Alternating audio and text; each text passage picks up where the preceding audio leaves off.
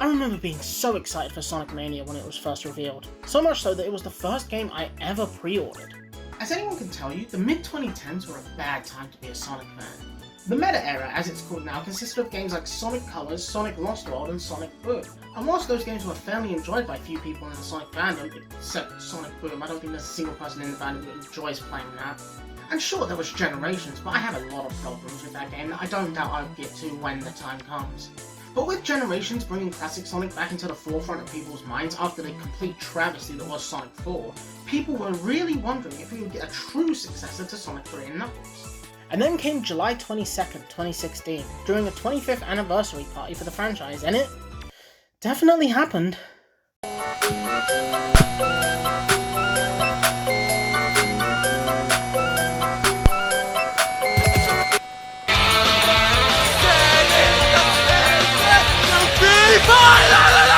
But during the show, they showed off reveal trailers for the fan named Project Sonic 2017, which would eventually become Sonic Forces, but I think the less said about that game the better. But then, it happened.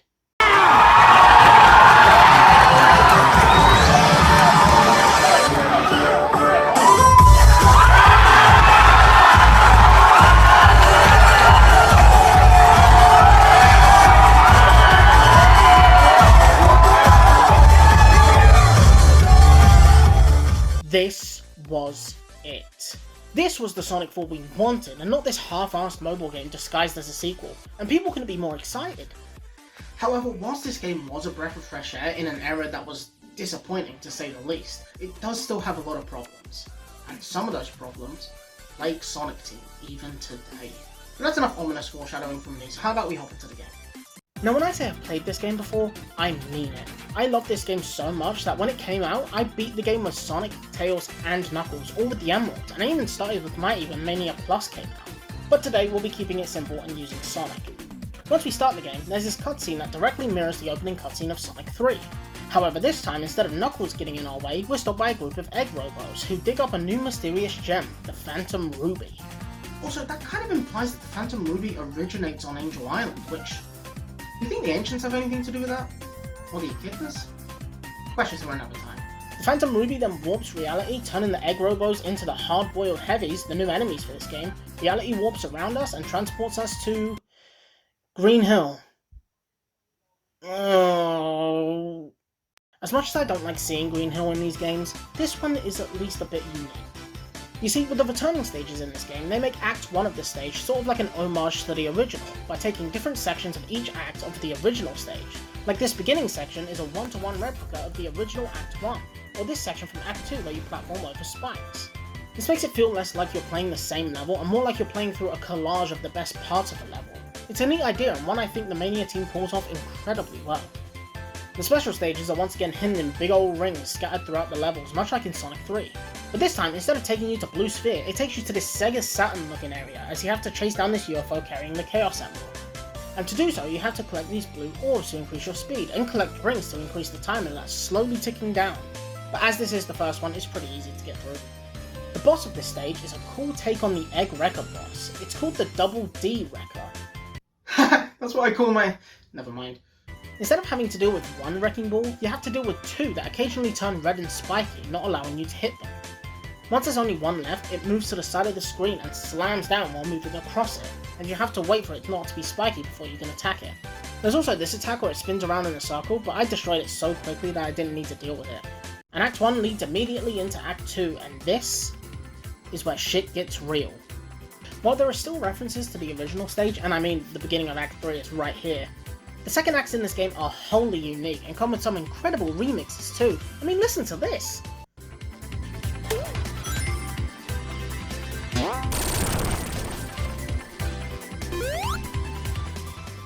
I feel like with most, I guess, modern classic games, they always try to replicate the Genesis sound chip in some way, and it never sounds good. Sonic 4 speaks for itself, Sonic Forces needs no introduction, and Sonic Superstars?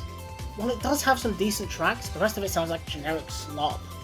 With this game, they didn't try to do that. They just recreated the songs as if they were made today. And the original ones? Oh my god, they're great. But I'm getting ahead of myself here. The ziplines and the underwater segments are ways that this level stands out among all other Green Hill regurgitations. and I would argue that this is the most unique version of Green Hill. I managed to gain access to another special stage in this level, and this one has a pretty unique layout. What you're supposed to do is take the left path so you can collect some blue orbs to increase your speed to catch the UFO, but if you take the right path, the same one the UFO takes, not only can you get rings to keep the timer going, but you can get enough orbs to get to Mark 2, which since you're so close to the UFO taking this path, is easy enough to do. The boss of this level is actually the Death Egg robot, which I think is an amazing idea. Having the final boss of a previous game as one of the first bosses of this game is a good way to up the stakes immediately and show us how powerful the hard-boiled heavies are in comparison. All Eggman does here is chase you while launching bombs at you, and extending his spike arms to hit you, which you can use as platforms to hit his head. You can also use small inclines or the platforms that are along the path to spin dash jump to attack him, which is really fun and rewarding to do. Hit him enough times and the robot is destroyed and it falls through the floor, allowing us to open the capsule full of animals that ends the level. After this, we get a cutscene of Eggman yelling at the hardboiled heavies before taking the Phantom Ruby and transporting us to Chemical Plant Zone, which I would usually be screaming about right now, but much like Green Hill, this doesn't feel like a retread, but more so an homage. This stage is also fun because it slowly amps up the difficulty as you progress. For example, this beginning section is a 1-to-1 copy of the original Chemical Plant Act 1, but as you make your way through the stage, it gets tougher, eventually bringing you to the infamous pink water segment from the original's Act 2. I also managed to access another special stage in this level, and this one was fun, because this time the UFO starts way ahead of you, giving you no choice but to collect orbs and speed up to catch it, and this was one of the first ones where I needed Mark 3 to do it, but once I did it wasn't too hard. The boss of Act 1 is the Amoeba Droid. It drops down into a pool of chemical water, which I'm just learning is called Megamac. It then forms a bubble of Megamac around itself before bouncing along the screen. After 3 bounces, the bubble pops and it forms multiple orbs of Megamac that circle around it before launching in multiple directions, giving you an opening to attack it. Hit it enough times and it goes down. Act 2 starts and already from the music alone you can tell it's going to be good. This level is great, from the syringes that you can use to turn the Megamac into a bouncy surface, light blue for mildly bouncy, and green for to the bubbles that carry you up and the sticky platforms that you can ride up and down a wall or even on the ceiling. All of these things combine to make this my absolute favourite version of Chemical Plant, followed by Generations and then the original. They just do so many unique things that future games with Chemical Plant just don't do. I found another special stage here, and now they're starting to get tough. Not only are there more spikes and now bombs to avoid, but there are also more holes in the stage that you can fall through if you mess up. I still managed to get the emerald, but it's good to see that they are getting harder. The boss of this stage is Eggman in the Mean Bean Machine? That is such a cool reference. Rather than having to destroy the machine that Eggman is piloting, in this boss you just have to beat him in Mean Bean Machine, and it is fun. You do this by lining up 4 beans in a specific colour in order to make them disappear, and spawn these black beans on the opponent's side. And the more combos you rack up, the more black beans get sent to the other side. Such a cool boss, and it reminds me that I need to look at the other Genesis Sonic games eventually. Here we are in the first original zone for this game, Studiopolis Zone, and it is great.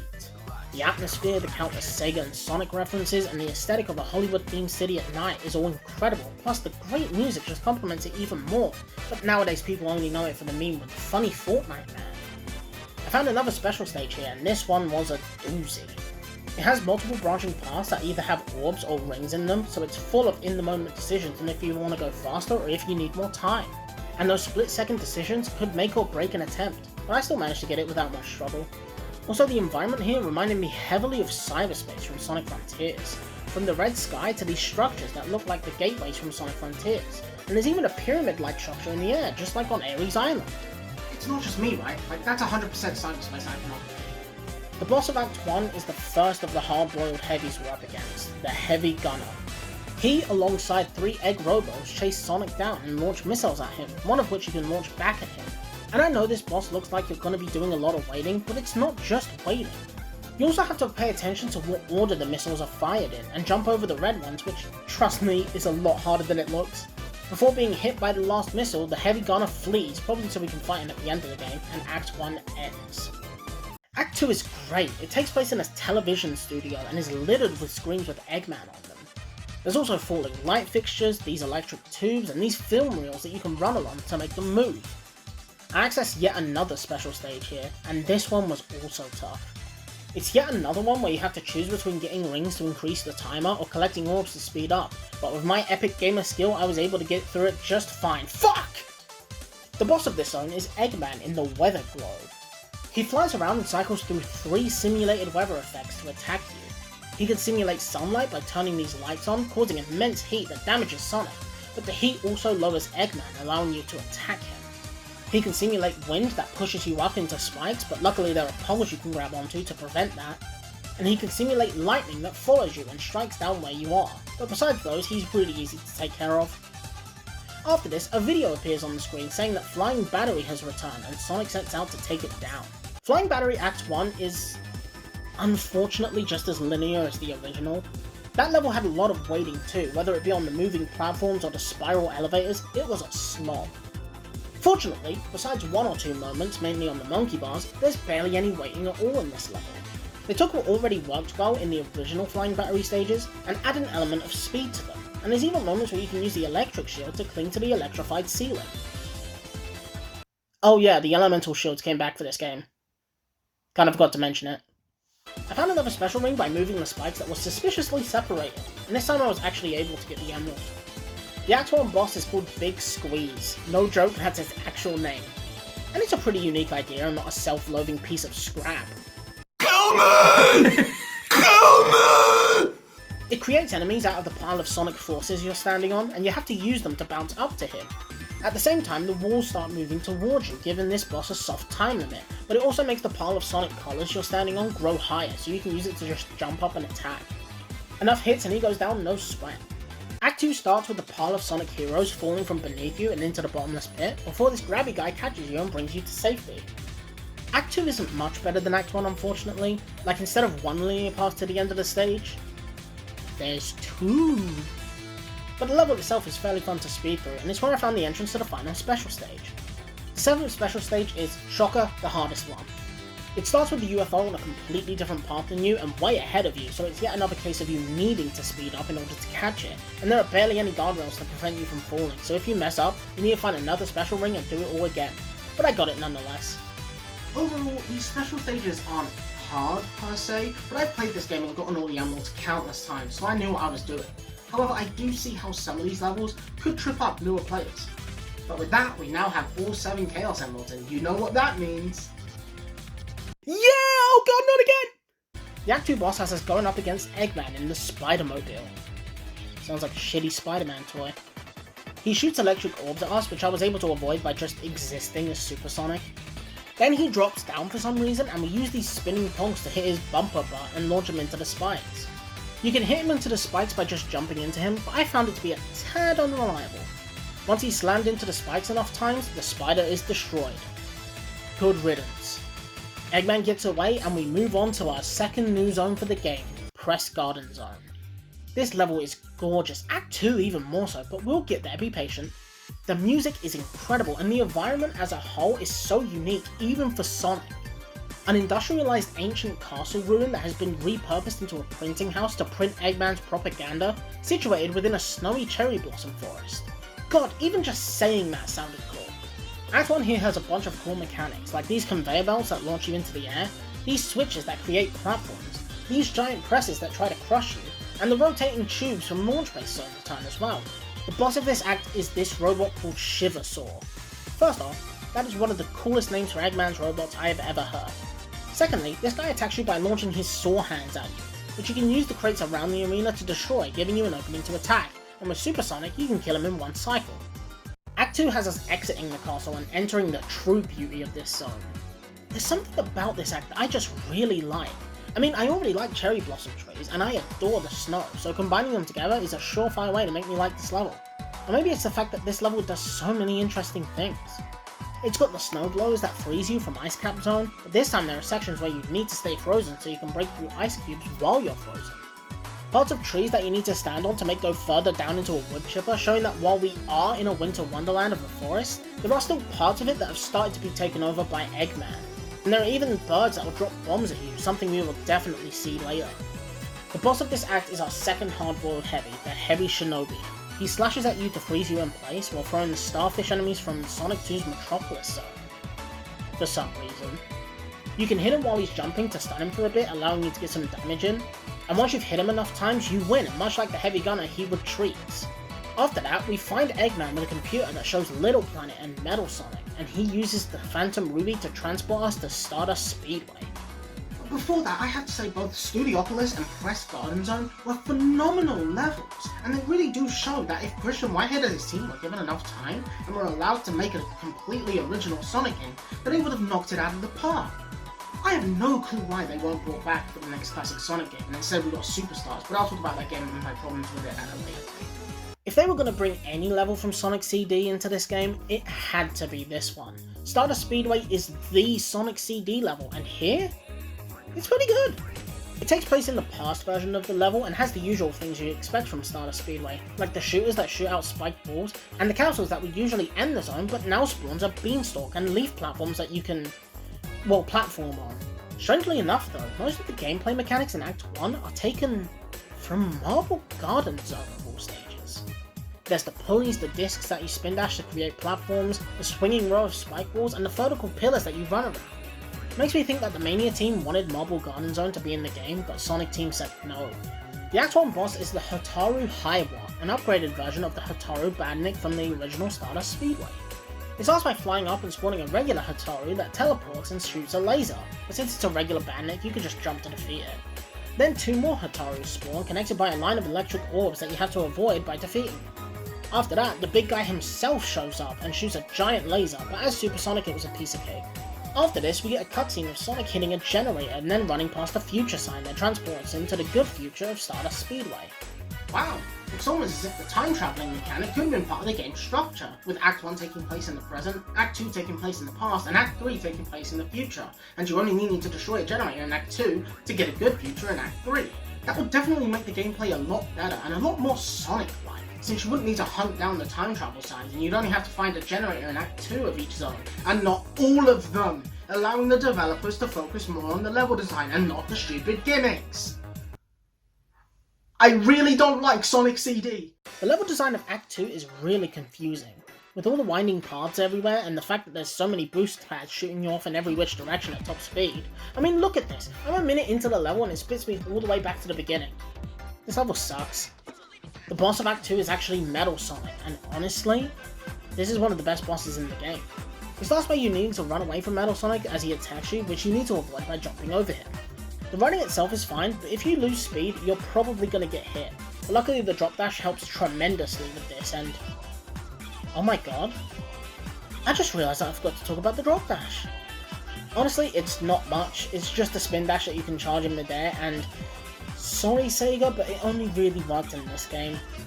It was forgettable in Superstars, controlled horribly in Frontiers, and was shoved into both Sonic's movesets without much thought in Generations. The second phase of this fight has Metal Sonic entering this machine with 2 other broken Metal Sonics in tubes on either side powering it, while he constantly spawns Silver Sonics to attack you, which you can launch back into Metal Sonic or destroy to send projectiles towards him. The final phase of this fight has Eggman giving Metal Sonic the Phantom Ruby, turning him into Metal Sonic Pi, the form Metal Sonic took in Knuckles Chaotix, and he's pretty tough. Mostly due to the hitbox on his core acting kinda weird, and most of the time it'll have you bouncing off of it into the pit below, or while he launches bombs at you and fires a laser, but with enough perseverance I got it done. After this we get a cutscene of Eggman using the Phantom Ruby to take us to Hydrocity Zone, which... why? I get it's a popular stage, but why at this point of the game? Hydrocity was the second level of Sonic 3, and even with its new Labyrinth Zone elements, it still isn't hard, especially with the bubble shield. And the level design is just a mashup of the original level design, so I was able to get through it pretty quickly. The boss of Act 1 has us controlling the Eggmobile for a change, specifically the Screwmobile, as we do to Scuba Duba Eggman what he tried to do to us in Sonic 3.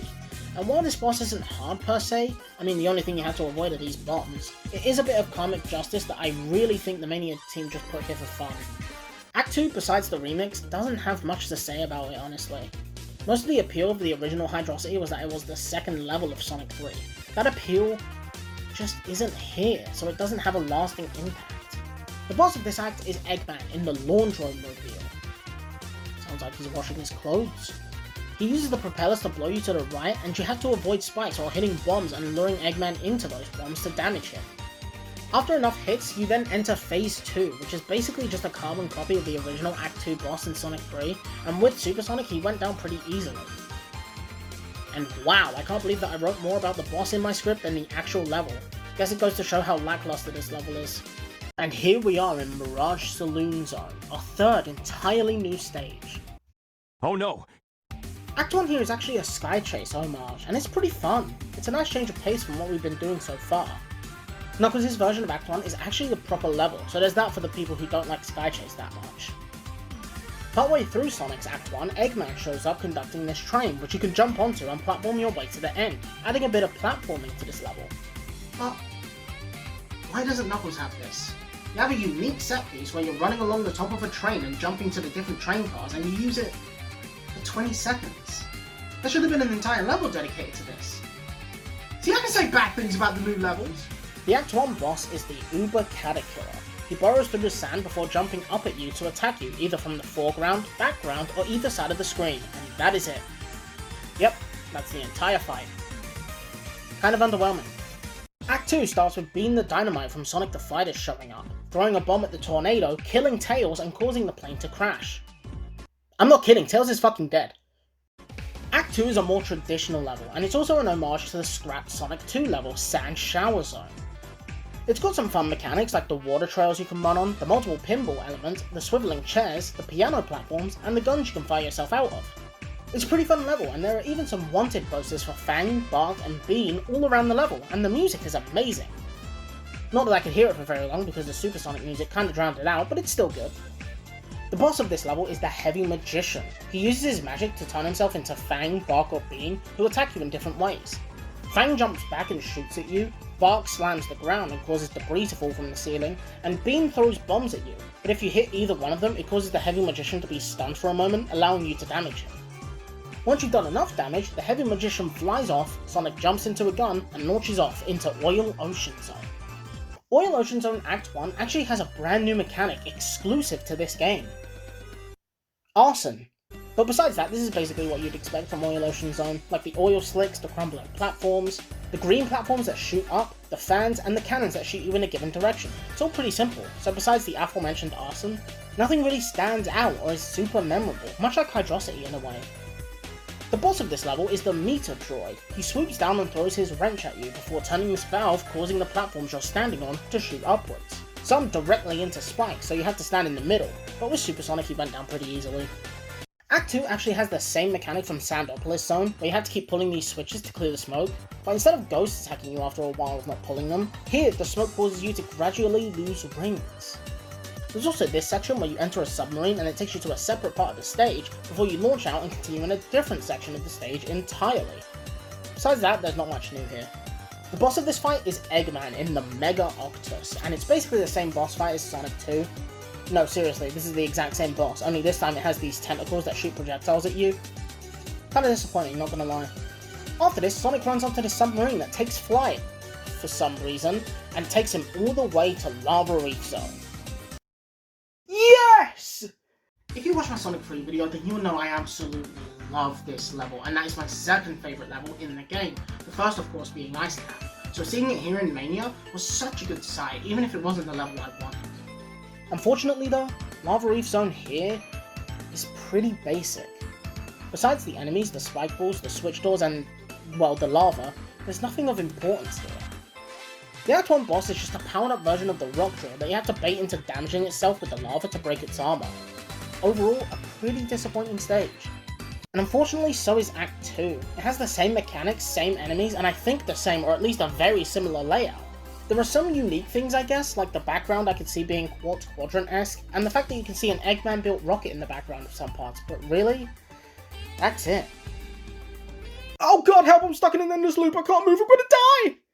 The boss of Act 2 is the Heavy Rider. He rides around on a motorbike while spinning around this spike ball on a chain, and occasionally the flamethrowers above spew fire down at you.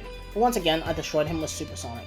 After which he runs off, we get a glimpse of Little Planet, and we somehow get to Metallic Madness, the penultimate stage of this game. Metallic Madness Act 1 is just as deadly as the original. We've still got the saw blades, spikes everywhere, the spinning platforms that are actually synced up this time, the crushing blocks, and the dangerous enemies, but this time we actually have some new stuff, like here when I jump on this platform that launches me into the background. And it is so cool! And since the developers don't need to hide those stupid fucking generators and time travel signs, it allows them to focus more on the flow of the level and make it feel faster than the original. The Act 1 boss is an homage to the Final Zone boss from Sonic 1 of all things. It's basically the same boss. You hit Eggman in the crushers while avoiding getting crushed yourself and dodge the energy orbs he fires at you. But there's actually one final phase where he activates all the crushers and you need to find the one he's in and hit him, which could have been really cool, if he wasn't in the 4th one in the sequence every single time. Either way, still a good boss and a nice homage to the game that started it all. Act 2 has the same overall enemies and hazards from Act 1. This time, however, the difficulty is amped up so you have to be more careful and you can't speed your way through like the previous level. There's also these sections where you stand on these spinning platforms that allow you to be slightly behind the foreground as opposed to far away from it. And the shrink rays from the original Metallic Madness return in Act 2, and the layout of these sections aren't bullshit like the original game, so that's good. The remix here is also really good as well, and it might just be one of my favourite songs in the game, my absolute favourite being Studiopolis Act 1. The boss of this level is Eggman in the Gachapan Dora. You have to spin the crank on the middle of the machine to make him dispense miniature versions of the Egg Drillster from Sonic 2, the Egg Scorcher from Sonic 1, or small versions of Amy that hold you in place. Once he's dispensed 8 miniatures, he flies off screen and you have to destroy the remaining miniatures to make him come back down, and once you crank that Soldier Boy one more time, he's defeated. After this, we get a cutscene of Sonic seeing a new huge version of the Death Egg robot with lightning in the background as we move on to the final stage of the game, Titanic Monarch Zone, which is the final entirely original zone in this game. This has to be one of my favourite final zones in a Sonic game, from its unique enemies like this sentry bug that tries to ensnare you in this 3D ass orb, the Turbo Turtle that blow you with their fans, the Flashes that charge up electricity in their bulb to attack you, and there's even the Ball Hogs from Sonic 1's Scrap Brain Zone. Combine that with the unique mechanics of this level, like the magnetic orbs that spin you around and launch you, these poles that send a wave of electricity upwards, the egg robocars that take you to the left or right very quickly, the bumpy jumpies and the moving arm platforms. It makes this a very fun but tense level to go through, especially with that background of a cityscape as you make your way higher and higher to the top of the robot. The Act 1 boss is the Crimson Eye, a recreation of the Red Eye boss fight from Sonic 3's Death Egg Zone Act 1. The only thing it's missing is the platforms on either side replaced by cannons and a gravity mechanic, but it wasn't too hard with Super Sonic. Act 2 takes place inside the robot and has this cool choose your own path mechanic, where once you go through one of these portals it takes you to a tricky section of the level, where you have to deal with enemies and other hazards from the previous act. But once you get through it and that section closes off, you have to go through a different one. Once you've gone through all 4 paths, a Phantom Ruby portal opens and takes you to the boss. The Act 2 boss being Eggman in the Phantom Egg, and this boss is tough. It starts by him forming this barrier around himself so you can't deal damage. Then, he electrifies these tethers that cause damage, but the barrier is down when he does it so you can damage him. Then, he launches these missiles at you before using these red holographic hands to transport you to a separate area, where you have to deal with one of the hard-boiled heavies. But you don't actually need to defeat them, you just need to survive long enough to be transported back to Eggman himself, after which you just wash, rinse, repeat until he goes down. Overall, it's a pretty good boss, but I can't help but think it could have been done a bit better. Like, how about instead of transporting us to the hard-boiled heavies temporarily, instead we have to defeat them in order to get transported back? That way it would feel more like a boss rush than just one boss with a couple of minions. But we're not done yet, because if you've collected all 7 Chaos Emeralds, you get transported to Reverie Zone, for one last standoff against Eggman and the Heavy King, who themselves are fighting over control of the Phantom Ruby. Sonic turns super and the final boss commences. And it rules. First of all, it's a Super Sonic boss fight, so your rings are constantly draining, and there's not many rings for you to grab like in Doomsday Zone, where you could just hang back and grab as many as you wanted.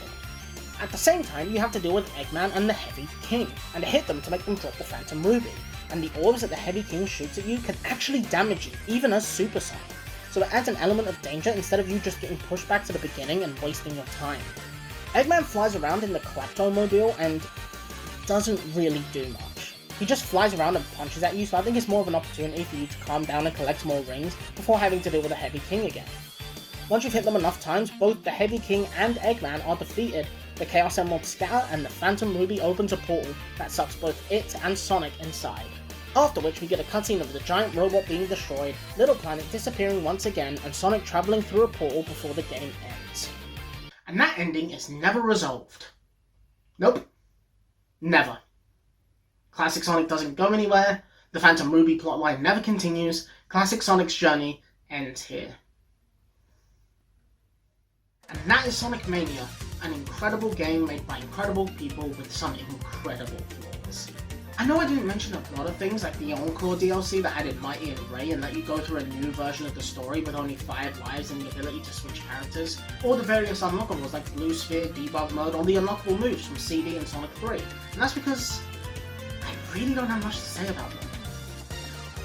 The DLC does have Angel Islands on, so I guess there's that. I alluded to it before, but while I think that this is a great game, and it's one of my favourite classic Sonic games, hell, it's one of my favourite Sonic games, period, I still do think it has a few problems. Firstly, only 4 unique zones. Really? I get it, it was an anniversary game, but come on. This was supposed to be the true Sonic 4 we all wanted. Couldn't you put a bit more effort into it and let us play through an entirely new game instead of rehash after rehash, and the returning levels you chose was so strange? I get Green Hill, Chemical Plant, and Stardust Speedway. They're all iconic stages from their respective games. But Oil Ocean? Flying Battery? Metallic Madness? Who enjoys these levels? I know I didn't. On the other hand, the unique levels for this game are absolutely incredible and show that if the Mania team were given the chance to create an entirely original game, they would have crushed it. But no, get the people behind Balan Wonderworld to make the next one. Sure, great idea. But I'll, again, talk about that game at a later date. I suppose I only have one last question for Sega when it comes to this game. Where's my Mania representation in Sonic Racing Crossworlds? I mean, come on, Studiopolis should have been right there.